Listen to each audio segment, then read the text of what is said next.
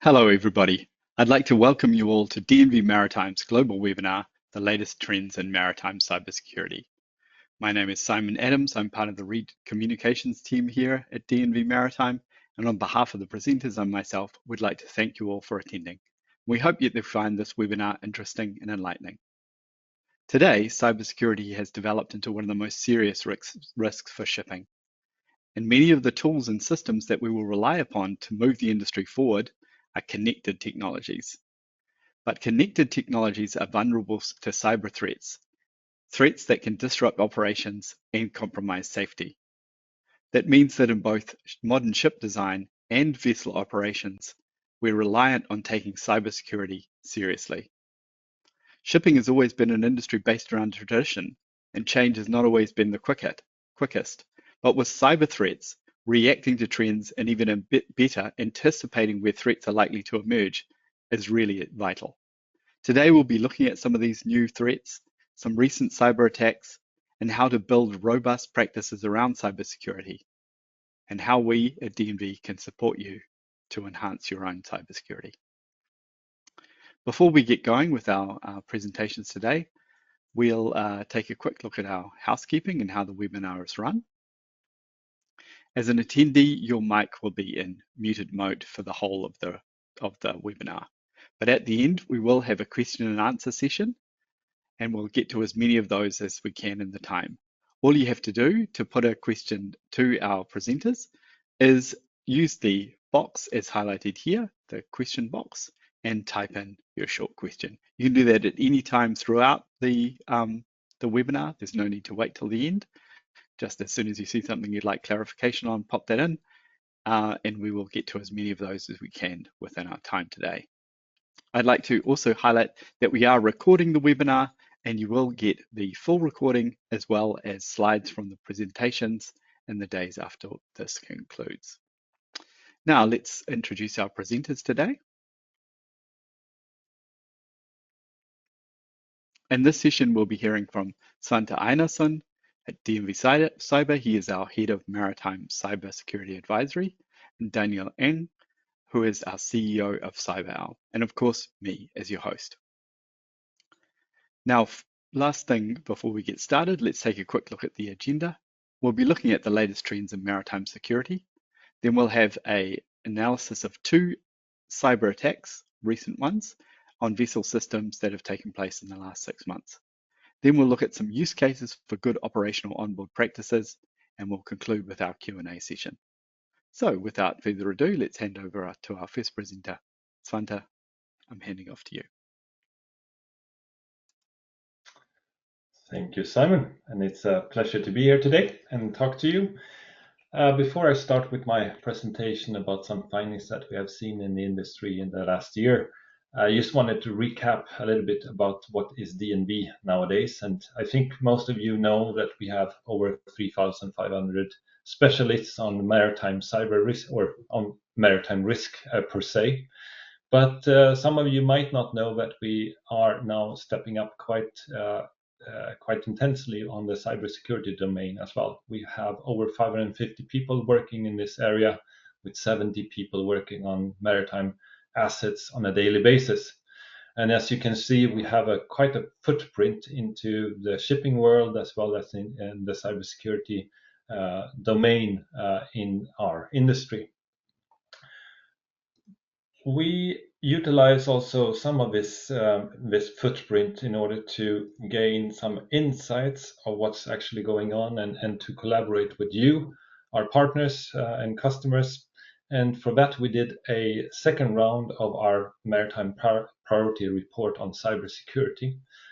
This is the second time we issued it, and the findings from this survey was done in September, October last year. We had almost 500 people, and around about 50 countries participated with different respondents from different parts of the industry, as well as different roles. Everything from engineers to CEOs have been participating, and we have some in-depth interviews to also check the pulse of some key experts in the industry in this document. You will get links how to download this document at the end of this session as well, of course.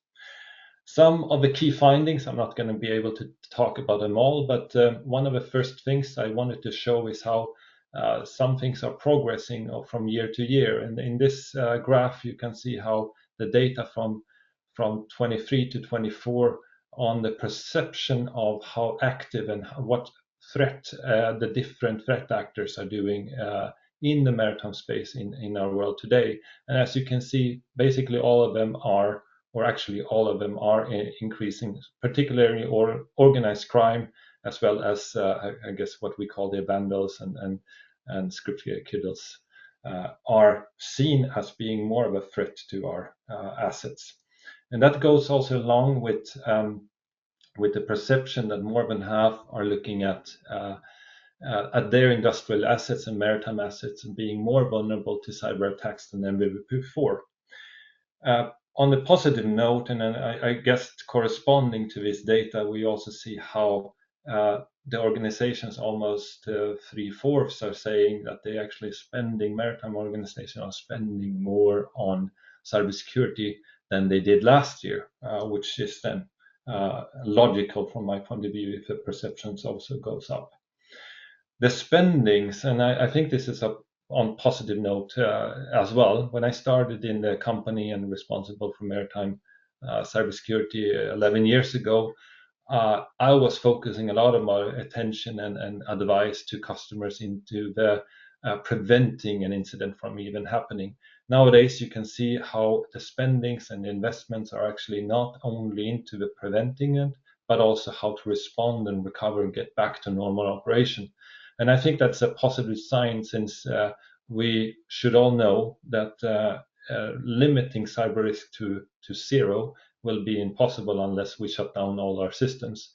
We need to accept the fact that some incident will pass by our good protective barriers, and therefore we also need to know how to detect them, how to respond both on board as well as onshore, and how to get back to normal operation again as quickly as possible.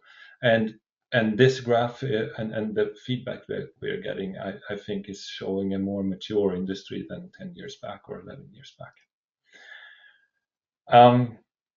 We did also some other findings. We see that our industry is quite open to utilize technology and digitalization.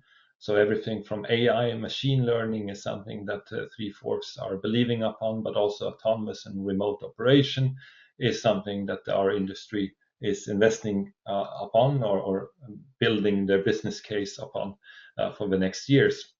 What is a little bit different in our industry than in others is how our acceptance to take on higher risks if we have a chance to implement new innovations and new technologies. That could be, of course, on the positive side, that we can gain new insights, we can gain remote access and monitoring functions, or we can get maybe even remote maintenance. I will get back to that later.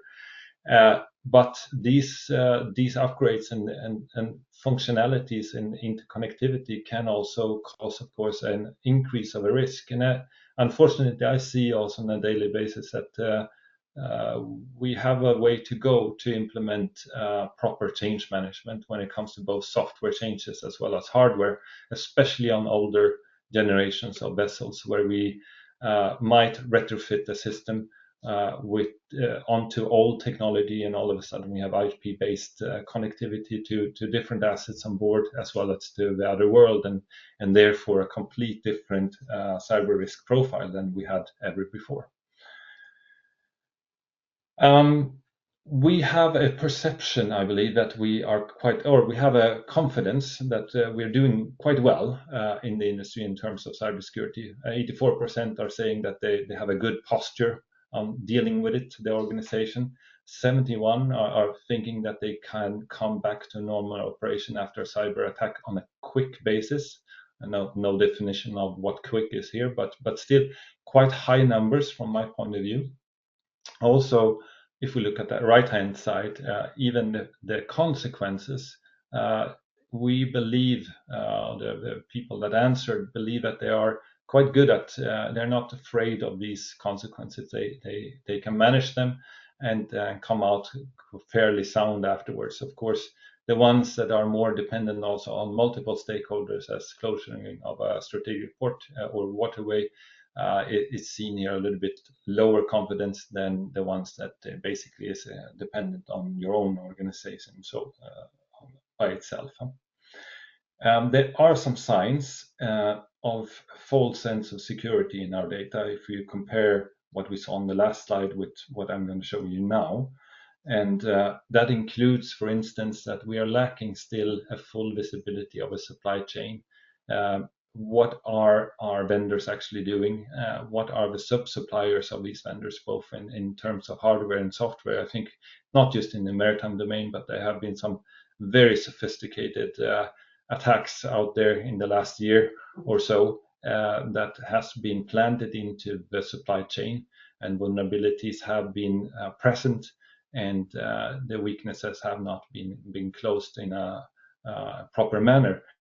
And honestly, I think the value here of 53% is probably a little bit high estimated because it's a lot of things that they need to keep track on. When I see vessels today, we see a lack of completeness of system inventories, both hardware, software. We see a lack of the well-documented network topologies, especially in the OT domain. So there are gaps here, and if we look at updating and patch management and so on, there are issues that we realize. Another feedback that we got is that most of the people that answered think that their IT security is stronger than the OT. I would confirm this. I think this is true, just because of IT security is longer in the game, so to speak. But it has, of course, a drawback because the OT security and OT systems, marine system automation, main engine, navigation systems, and so on, are responsible for the safety of the vessel, versus the IT is more responsible for business administration and communication. Training is something that the people answering also saying that they're not well trained for the most sophisticated actors, threat actors. I would probably add here that some more training is for many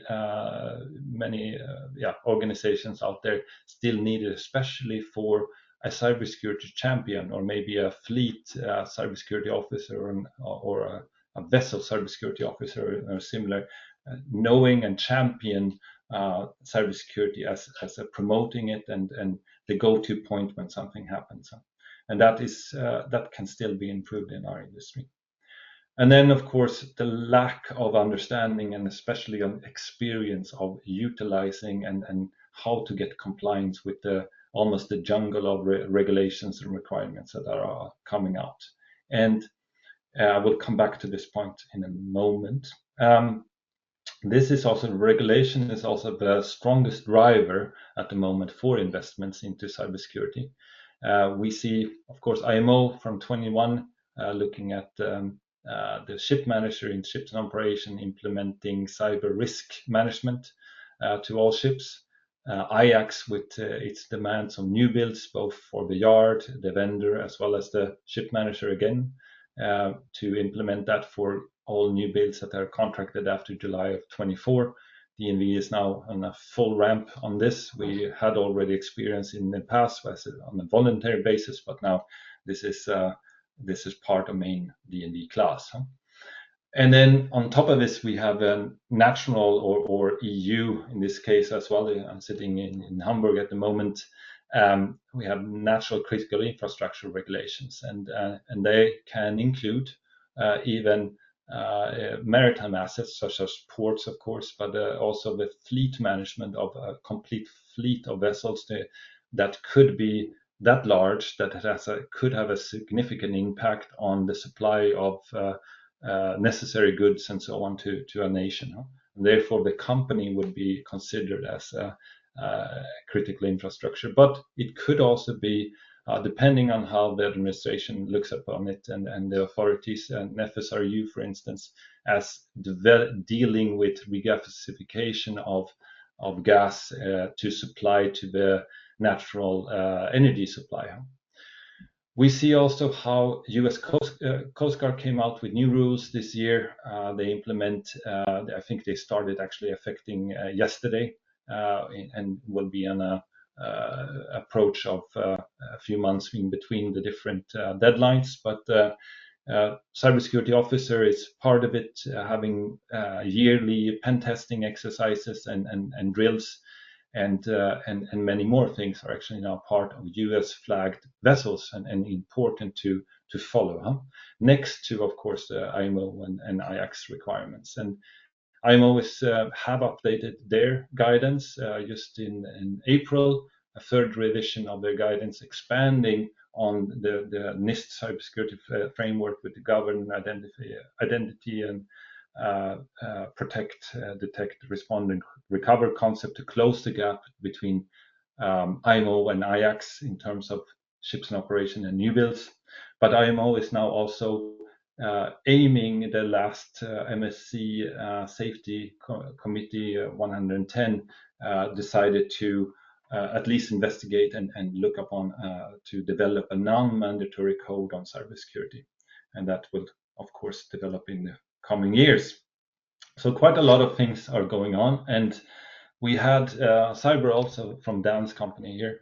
We also made a second report, and we looked into the life cycle dilemma of a vessel. And some of the respondents here indicates that, again, the awareness and how to apply and the experience with using these new requirements are still lacking. And we do on a regular basis, from an advisory point of view, support yards owners and OEMs to develop required documentation, but also do the verification testing at FAT or at commissioning of the vessel. We also see in this report that just 1 out of 6 ship owners actually understands what they're expected in terms of these new cybersecurity vessels that are coming out.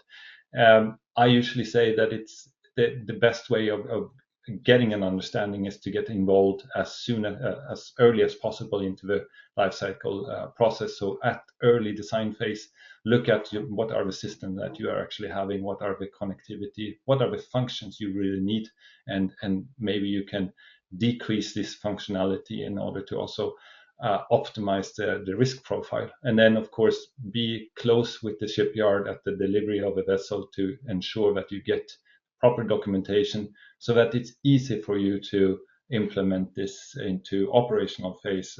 You have everything you need.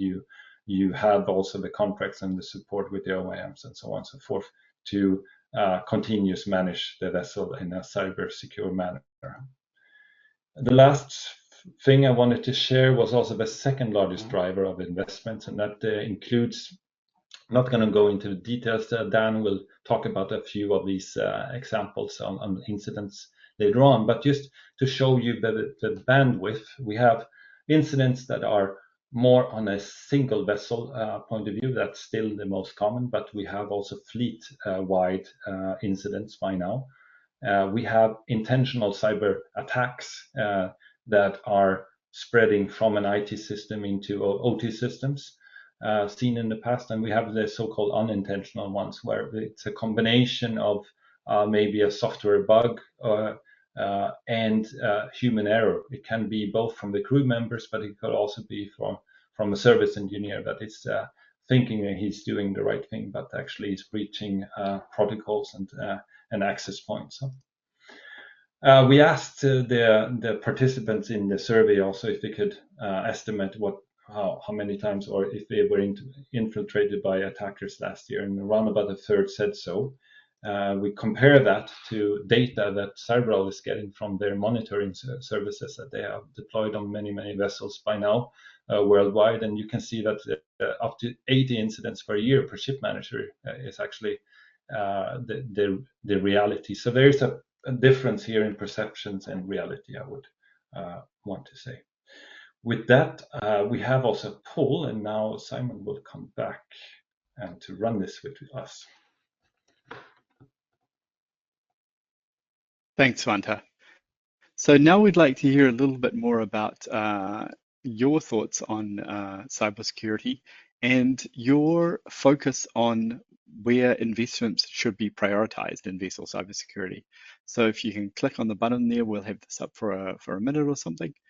Do you think we should be prioritizing more and better crew training and awareness, deploying real-time monitoring of the cyber threat systems, stronger implementation of cybersecurity standards, better collaboration across the vessel supply chain, or more focus on OT, operational technology, that is, security risks?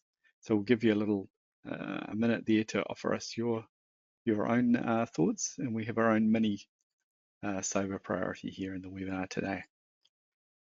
Be also interesting, Svante, to compare these to the results that we got from the morning session. See if we've got a big difference between them.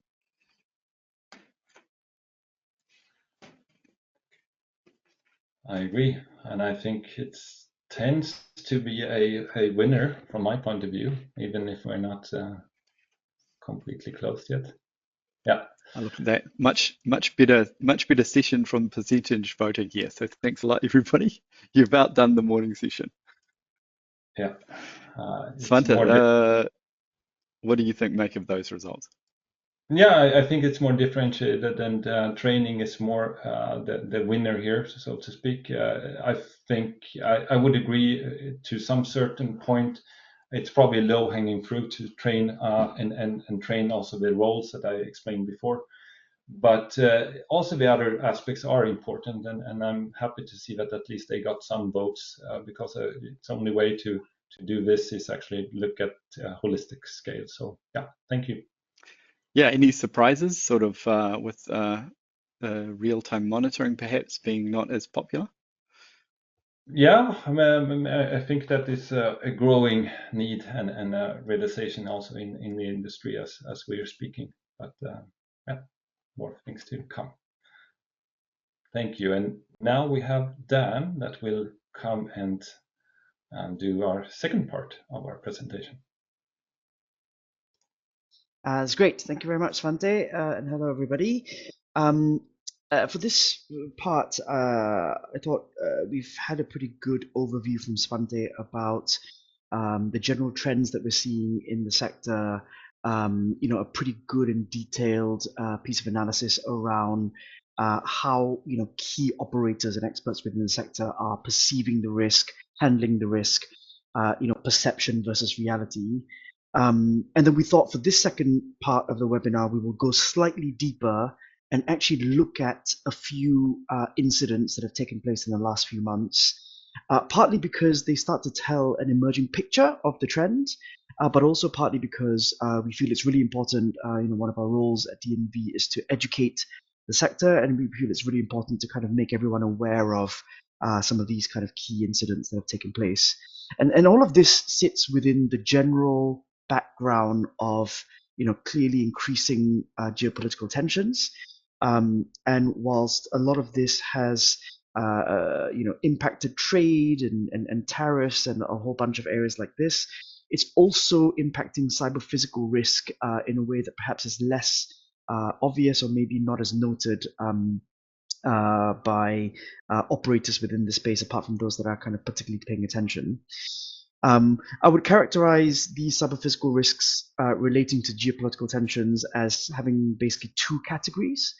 The first one and the most visible one, and the ones that have also resulted in some pretty kind of high-profile losses, particularly recently, and incidents, including a big grounding incident recently, links back to electronic interference. So this is GNSS interference, AIS spoofing and jamming, which is then confusing the navigation systems and confusing people on board the vessel and affecting, to a large degree, safe navigation, particularly in some very specific waters that are facing these geopolitical tensions. So the Black Sea has been a problem area since the Russia-Ukraine war, and the Red Sea, but also Sudan area has become an increasing area of problematic geography for electronic interference. And so, making the crew aware, making them more vigilant, and being able to kind of fall back on physical checks, etc., becomes, doubly important in this kind of state of geopolitical tension. But perhaps more subtly, there's also been a few more traditional, I guess, cyber attack incidents that have taken place. And I'd like to home in on two examples that have happened in the last 6 months. The first it relates to disruption of communications, and in this particular case, it affected 116 tankers simultaneously. And so this is a particularly devastating incident from a cyber attack standpoint. The way the incident developed, the hacker group managed to find a pathway through into the communication systems that were being supplied onto these vessels. The vessels belonged to two fleets that were both Iranian-owned companies. And by compromising a common vulnerability across the communication systems, the hackers were able to affect and shut down, in effect, the communication networks of all of the vessels across these two fleets in one go. The group that has taken credit for and claimed responsibility for this attack is a group called Labduktegan. And there is some history with Labduktegan. They first became famous in about 2018, 2019. And history and their kind of lines of attack and the historical incidents that they have taken responsibility for all point towards the fact that they particularly target sort of Iranian-linked organizations and activities. And they are in effect driving towards protesting against the Iranian regime.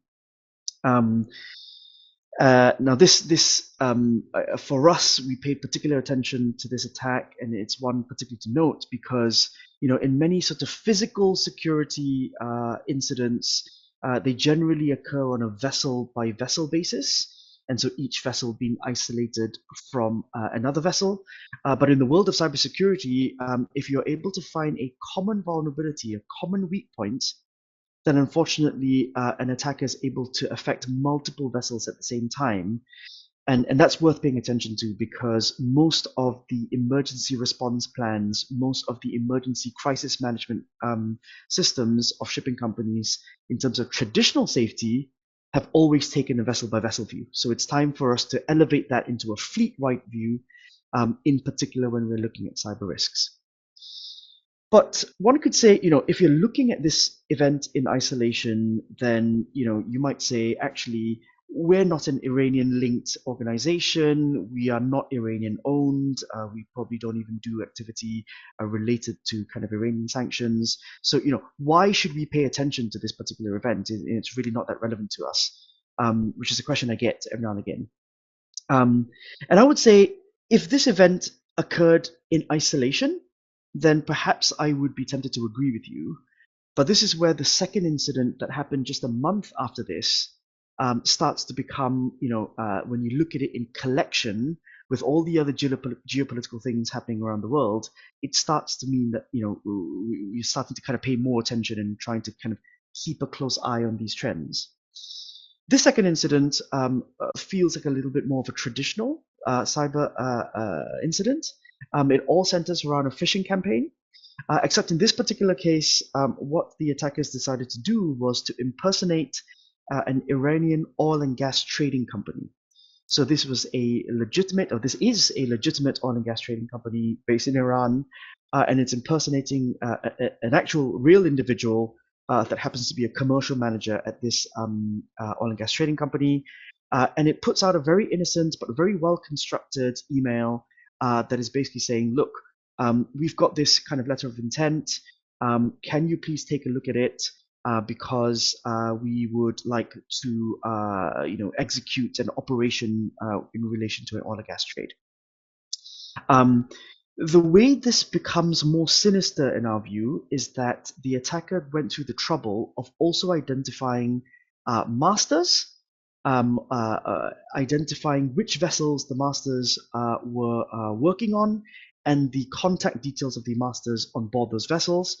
And this campaign was particularly targeted at a community of masters and captains on board oil and gas vessels, with a view then that if the master wasn't paying particular attention and happened to kind of open the email, then a portion of that malware would have detonated and put and held a grip on board the system.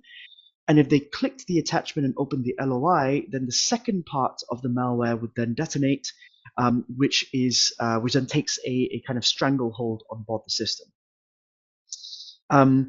Two further things make this particular incident sinister. The first is that in some cases, the campaign was able to circumnavigate antiviruses and anti-malware on board the vessel, which means that the malware itself was of a higher quality, of a kind of more sophisticated grade than your average malware, designed by hackers with a better capability than your average script kiddie or amateur hacker. And secondly, the way the campaign developed suggests that the particular target was to use captains as a hopping point to target office and enterprise IT systems, because the way this chain then worked is the captains will look at it, not quite understand how the LOI would operate from the captain's standpoint, and then forward that on to someone on shore for further review.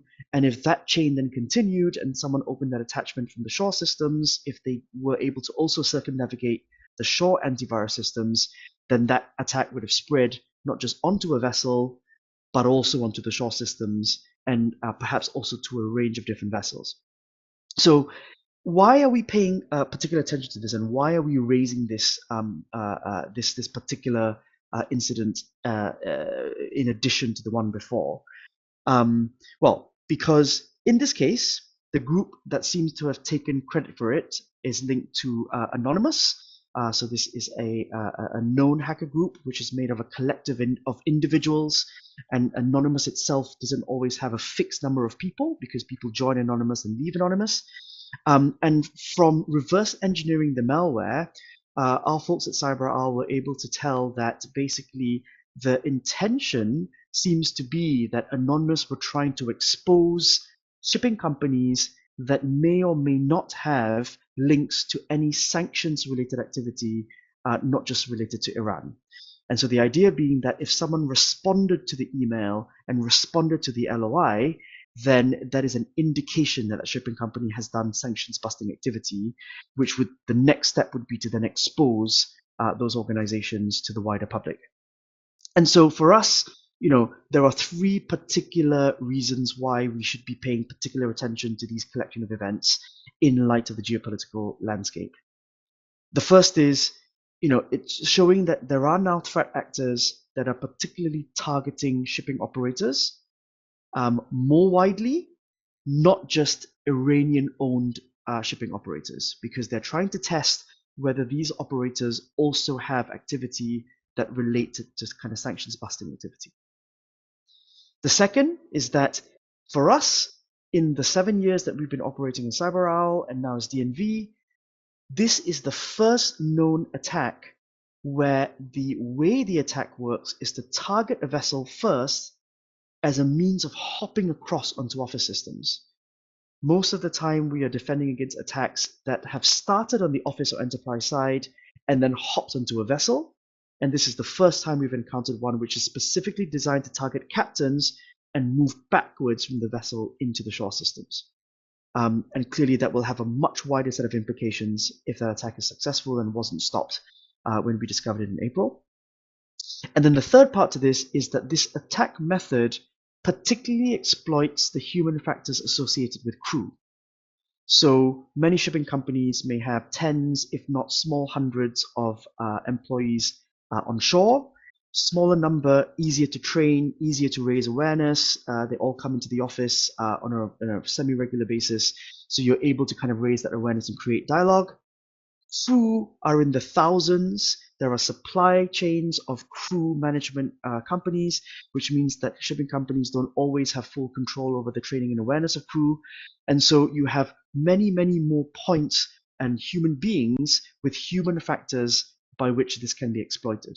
And so if you start to take these factors in combination, it means that it's really important for us to start paying real attention to what's going on here, and we certainly are doing that to just try to make sure that this doesn't escalate and become an increasing trend, because then we as a collective in the sector need to try and do something about it.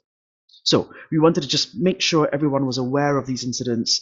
Go and check your systems, pay some attention, raise awareness internally in your organizations, so that we are all, collectively doing our part to try to kind of observe to see whether this is developing or not. And if you happen to come across incidents like this, please feel free to come and tell us, and we will share more widely across our community as well. So these incidents do actually reflect very much the sort of general trend of incidents that we see at CyberOwl more widely. And so Svante mentioned earlier that a key proposition for CyberOwl is to do cybersecurity monitoring, but also response support. And so we have visibility to quite a large number of vessels now, and are constantly monitoring for the cyber incidents that are actually kind of getting on board the vessel systems. And so in 2024, we as a group dealt with 1,200 or so cyber incidents across all the vessels, across the ship owners that we work with. And so we started to look at these incidents to try to analyze, what's driving them, what are the root causes, and what are the pathways by which these attacks are becoming successful. And so across the 1,200 cyber incidents, the first thing to say is that nearly 90% of them were low impact incidents. So those incidents never fully manifested into medium or high impact situations, which is positive to begin with, but about 10% did manifest into kind of a medium to high impact kind of situations. If you then analyze the root cause of those incidents, about 60% of those relate back to malware-based incidents. And of that 60%, about 90% of it links back to ransomware. So from malware perspective, by and large, we're still seeing ransomware as one of the key threats to the shipping sector, with the other 10% being more special cases, a bit like that second case I described to you a few minutes ago. So that's to be expected, I guess. But if you look at the other parts of that pie chart on the left side, I think that starts to tell you a kind of more interesting picture. So human factors represents about a quarter of these attacks. And this then generally relates to and links to an outcome related to kind of fraud. So invoice payment, fraudulent invoice payments, fraudulent phishing activity that links back to kind of exploiting the human vulnerability, people not paying attention, clicking links, etc. That goes back to the human factors. But it's the yellow part of that left graph that I think I'd like us all to kind of collectively pay a bit more attention to, because this relates to remote access to the systems on board vessels. And the vast majority of this relates to remote access that you're providing third parties to systems on board your vessels. So whether these are original equipment manufacturers, the OEMs, vessel OT manufacturers, or the digitalization capabilities. As we are doing more monitoring remotely, more management remotely, collecting more data, doing more analysis, that yellow part we expect to grow quite significantly. So if we compare the proportion of those incidents in 2024, which is the data you're seeing, to what we saw in 2023, in 2023, it was about 5% of the incidents we saw related to remote access. So that yellow segment has grown significantly in 2024. And as we accelerate more towards low Earth orbit, more digitalization, more connectivity, we're expecting a significant proportion of the risk to grow from that yellow portion as we get more connectivity on board the vessels. Now, if we take the malware part on the left graph, and then we look at the various pathways by which the malware has got onto the vessel, then 3/4 of those still unfortunately come from USB devices. So whether these are USB flash sticks, or whether these are USB connections through engineers' laptops or visitors' PCs, these are still primarily the ways by which malware is getting onto your vessel systems. And so collectively as a sector, the policies that increasing number of shipping companies are adopting around those physical USB locks, unfortunately, they just don't seem to be working, because I guess with those physical USB locks, they come with keys, and therefore as exceptions, in order to complete an operation, people are still unlocking them and plugging things in. So we need a better and more sophisticated way of being able to deal with those USBs, either through a policy management system or an onboard scanner. Those physical locks are not really working as a way to kind of control the risk to our systems on board vessels. And even if we are then able to detect the systems on board vessels, to Svante's point earlier, we also need to shift towards a better responsive capability, because no matter how high we try to build our fences, unfortunately someone's going to find a way to climb over it, or there may be a hole in the fence for someone to crawl through. So as a complete set of resilience capabilities, we also need to consider how we're dealing with response. And today, it's not a really great picture, because response on average is still taking roughly 2 months to deal with. And a big part of that is because response still mainly requires interaction and coordination with the crew. So about 75% of cyber incident responses still involve some back and forth with the crew to some degree. So we need, again, crew to be better informed to at least take some basic cyber response actions and containment actions, because we need to shorten the window of that 57 days down so that we can get to the end of the response period and ensure resilience and ensure business continuity of fleet operations, even if we unfortunately encounter a cyber attack. Other activities on board or that is driving this time is, equipment replacement.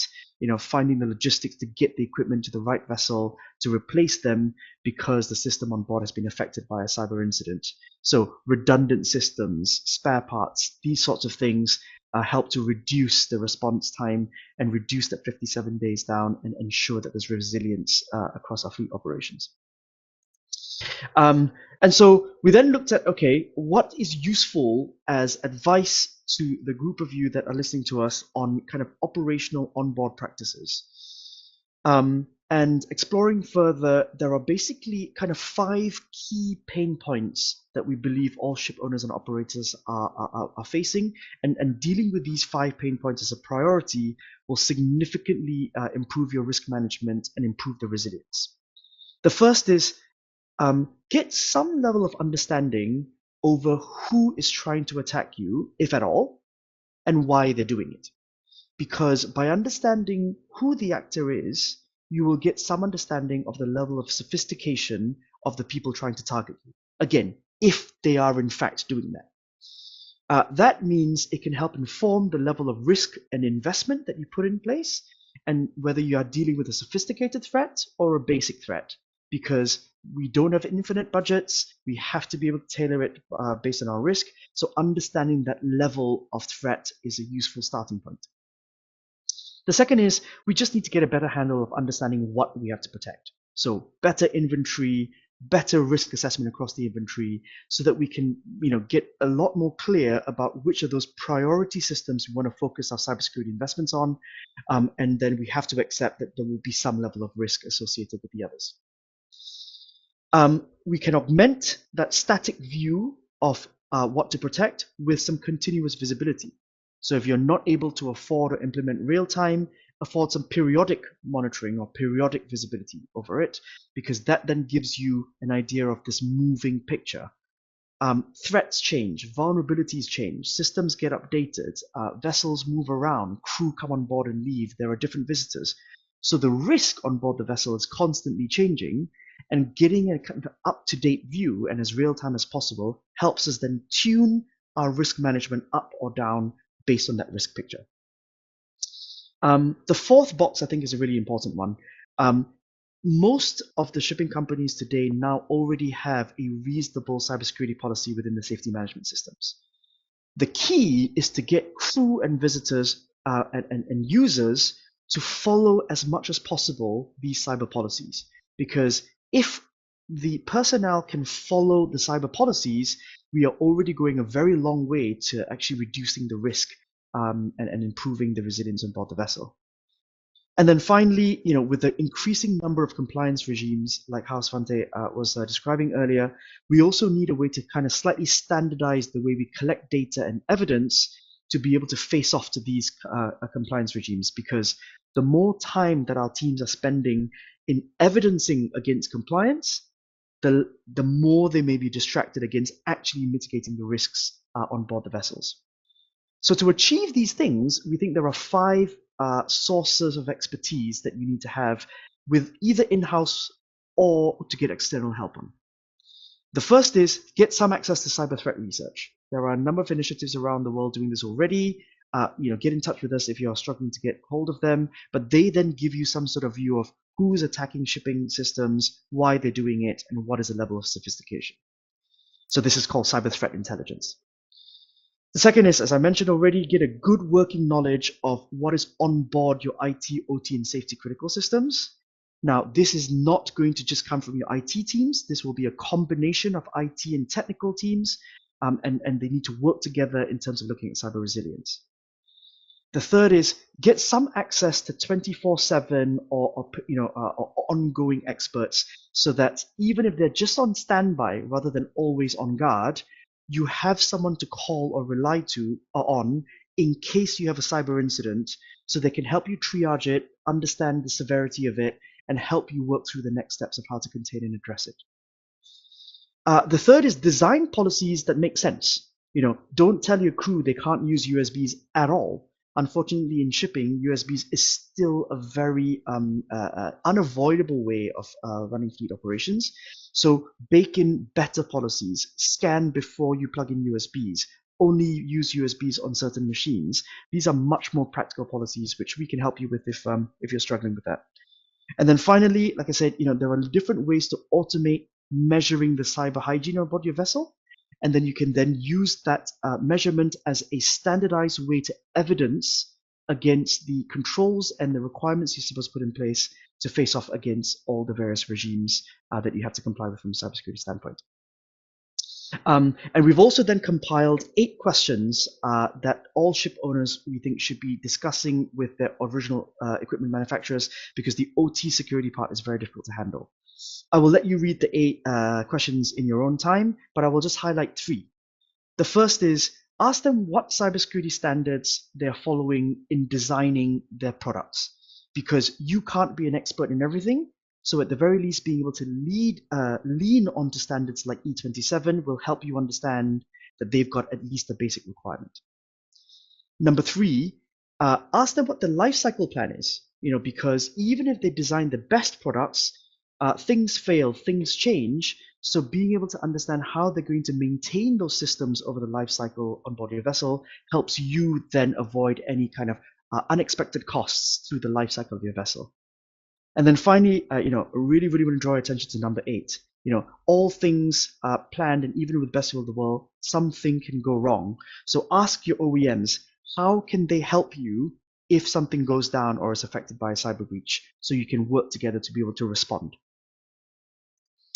And as one of the things that we see, because human factor still becomes a very big risk factor, we at CyberAlpha has also worked very closely with the UK P&I Club to identify the 7 deadly sins of insecure behavior on board vessels. And we've then developed a series of sort of memorable posters and stickers that we are happy to provide to anyone for free, so you can disseminate this to your crew, and so that they can act as reminders to make sure that you avoid these 7 deadly sins. Again, if we can get the awareness out to crew and visitors, we can go a long way to reducing risk. So the QR code, you can register your interest, and I'll also put the link in the chat in a second. There's further resources on the DNV and CyberAlpha websites, from topics related to cybersecurity through to information around training with the Maritime Academy, information around the classification side of DNV and how we can help on cyber notations and type approvals of products, and also links to the reports that Svante mentioned to you earlier. Please help yourself to these resources. Good.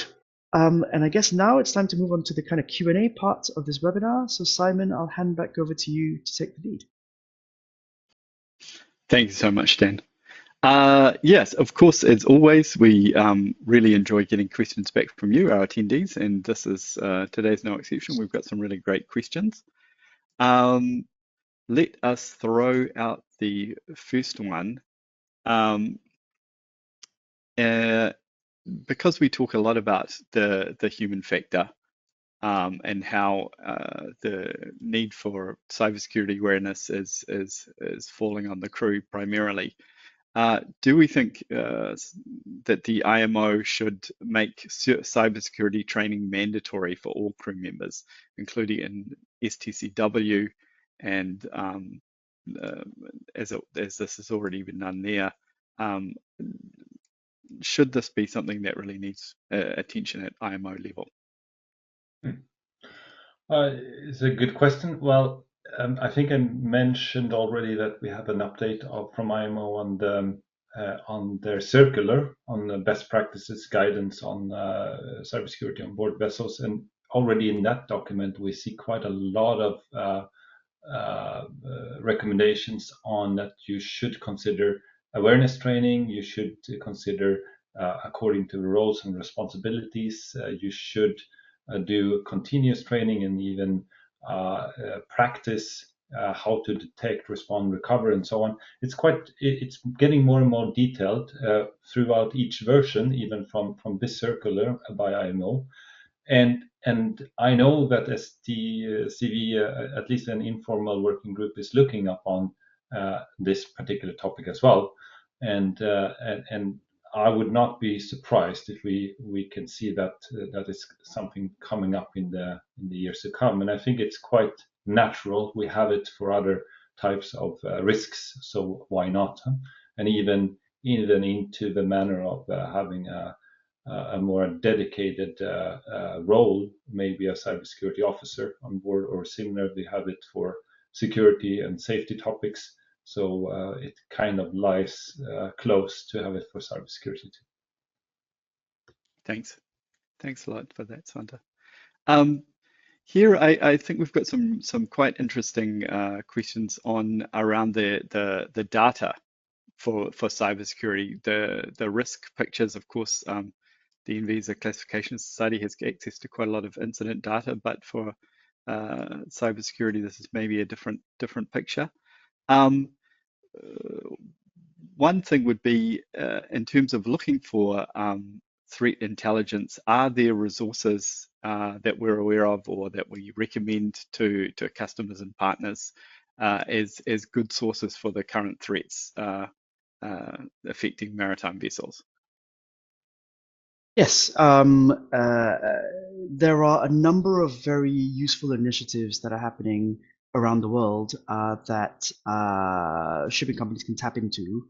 In the US, the MTS ISAC, the Maritime Transportation Systems ISAC, is one of such sources. In Norway, there's the Norma Cyber Group that have been looking at pulling together threat intelligence. The Maritime Port Authority of Singapore does this for the Singaporean-based shipping companies as well. So there's a range of different sources that shipping companies can kind of get to and tap into to kind of collect this threat intelligence. I think we need to do more as a community, and I think we need better sharing.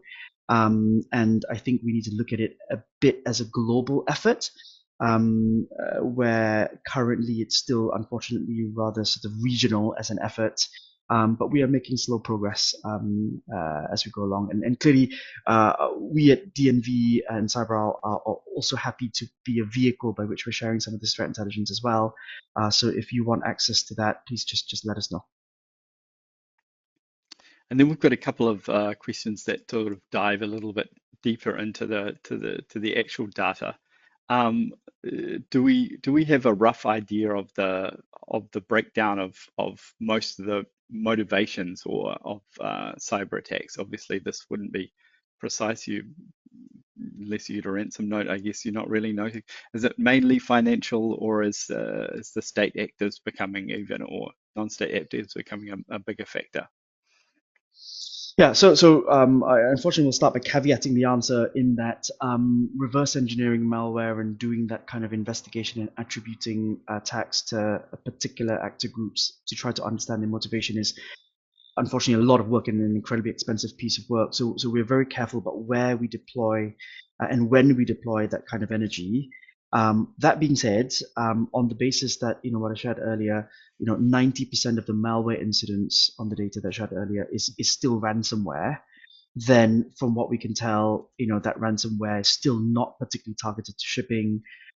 It's still very much kind of financial or commercially motivated activity, and the variants that we can see also suggest that they are probably linking back to a small number of groups because they seem to be different variants of similar tools and malware that's being used by some of these known groups. So I'd say by and large, the commercial and criminal motivation is still probably the largest one in terms of what's affecting shipping systems. Where there have been some exceptions, those couple of incidents are the ones that I shared with you earlier, and it's a watching brief for us around the extent to which this sort of nation-state related or nation-state affecting activity grows over time, if it does. Thanks for that. I guess let's switch to track again. We talked about IMO or SCTW standards for the crew. Of course, we've got the IACS requirements that are then on the other side of the equation in the form of the unified requirements, the E26, 27. What are some of the most important aspects of those that OEM ship owners and shipyards need to consider? So yeah, it's a good question, and I think to summarize it in very short notice, point is to start early. It is a complex piece of work that needs to be done. There are many stakeholders, many vendors usually, that needs to be connected and be integrated on board one vessel.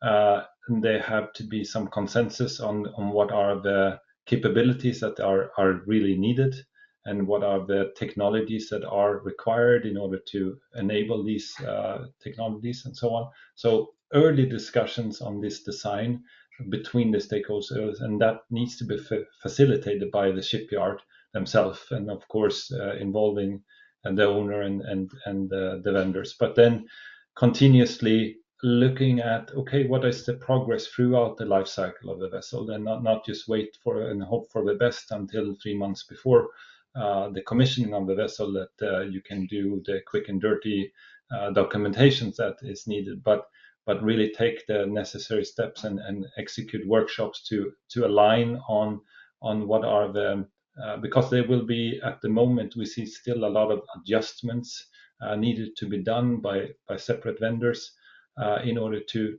facilitate this integrated and uniform the vessel and technologies on board. So we're still learning, and we don't have all the systems type approved yet on board vessels, and there's individual aspects that needs to be adjusted there, and therefore it needs time, and that's what I can say. We'll take your time, start early, and continuously work on it to not have a big bad surprise in the end and end up pushing the commissioning date or similar. And to build on that point, sorry, Dave. Simon, I think going early, is critical, particularly for the ship owner, because I think we detect still a little bit of a perception that actually we'll just take the recommendations of the shipyard and let the shipyard drive it. And unfortunately, once you have set in stone the cybersecurity framework for the vessels that are being designed, the owner then at handover needs to operate it thereafter. And so some of these decisions, if they're not made early in collection with the shipyard and driving it, you will then inherit a set of operations that have been limited by a certain set of cybersecurity design that you may not have intended. So I think just building on Svante's point around get in early and think about it early. Just chasing that point on IACS on class societies, we had a question on network segregation. Um, do we have already clear proposals on the type of segregation set up between control and information systems that should be in place, or is this an area we're still working on? There is quite clear requirements in the IACS UR26, as well as in the DNV class notation on this. You need to, for instance, separate automation and navigation systems. You need to separate them from safety systems. You need to, of course, have a separation between OT and IT, and so on and so forth. So they're quite detailed requirements. There are also some, even in our class standards, we have some examples of what it could look like. And yeah, I think we are quite uniformed in this in the maritime industry as well. Unfortunately, I think we've come to the end of our time, so maybe we close it up with one final question. We've talked a lot about the need for OT security.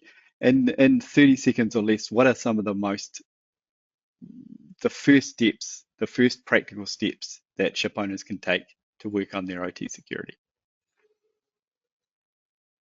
So I would say network separation is one of the most critical first things you can do. I would say that's minimum basic. If you haven't done and thought through proper network control and separation, then you need to desperately look at that very, very quickly. If I could then choose one more thing on top of that, then try to get a little bit of visibility on whether what you've designed as separate networks genuinely have remained separate or not, because we repeatedly find that people think they've designed things separately, but over time, through various means of workarounds and configuration changes, these supposedly separate networks end up connecting unhelpfully and creating backdoors from one network to the other. Svante, I don't know if you've got a point to make around this as well, or whether you agree. No, I agree, and I think as well, remote connectivity is of course a thing that we see are increasing, as you showed also in your data. So making sure that is done properly. I had one of my examples there with a software. It can be just an unintentional event as well, that we have a connection of the OEM, with service engineering connecting to wrong assets. So even simple things like that, but that will be an increasing problem. And then I think you pointed it before as well, looking at train the people onto normal operations of the behavior of the system, but also what you do, where to go, not just have digitalized, let's say, response and recovery documentation for your OT system, but actually what do you do when you need to recover something. That's important. Thanks for that, Svante. And as Daniel said before, they've created these really helpful posters as well. So make sure you check those out. Maybe download one of those. We could stick a few up around the break room. I'd like to thank the presenters and of course all of you for attending our webinar. We've hoped it's helped, and I'm sure this has helped our attendees gain some valuable insights. As we said at the top, the webinar has been recorded, and you'll be getting a copy of that recording and the slides in the next few days. If you'd like to check out more DNV webinars, they're all on the website there. You can just head over the pages. They're all free and on demand. So thank you all for attending. Take care, and we look forward to seeing you at our next DNV Maritime webinar. Goodbye, everybody.